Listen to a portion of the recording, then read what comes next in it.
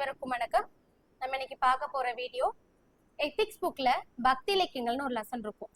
அந்த லெசனோட book back questions தான் பார்க்க போறோம். கொஸ்டின்ஸ்குள்ள போயிடலாம். 63 நாயன்மார்களின் வரலாற்றை கூறும் நூல் பெரிய புராணம். உழவார படையை அமைத்தவர் திருநாவுக்கரசர். திருவாசகத்தை ஆங்கிலத்தில் மொழிபெயர்த்தவர் ஜியு போப்.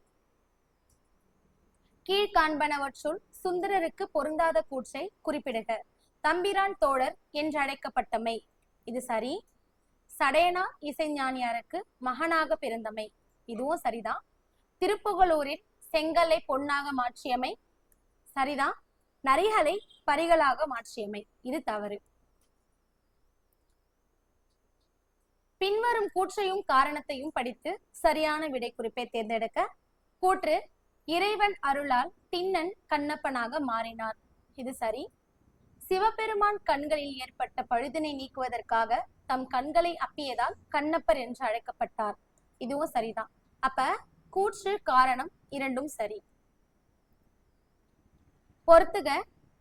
நாச்சியார் திருமொழி ஆண்டாள், பெருமாள் திருமொழி குலசேகர ஆழ்வார், திருவாய்மொழி நம்மாழ்வார், பெரிய திருமொழி திருமங்கை ஆழ்வார். ஓகேவா?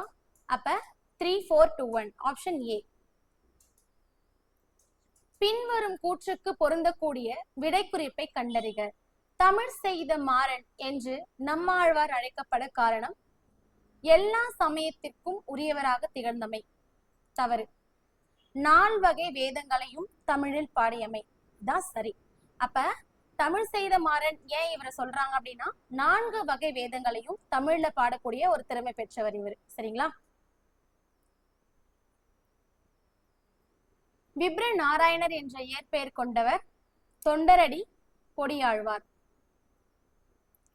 பொருந்தும் இணையை தேர்ந்தெடுக்க, சரிங்களா? மத்துவர் வதவாளி, தவறு.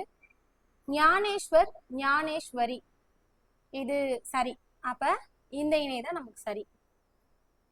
அக்பரின் அவையில் இடம் பெற்றிருந்த பக்தி இயக்க ஞானி சூர்தாசர்.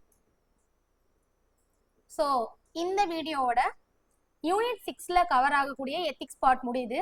ஸோ எத்திக்ஸ் பார்ட்டோட எல்லா அப்டேட்டும் தெரிஞ்சுக்கணும் அப்படின்னா சேனலை சப்ஸ்கிரைப் பண்ணி பாருங்க. தேங்க்ஸ் ஃபார் வாட்சிங்.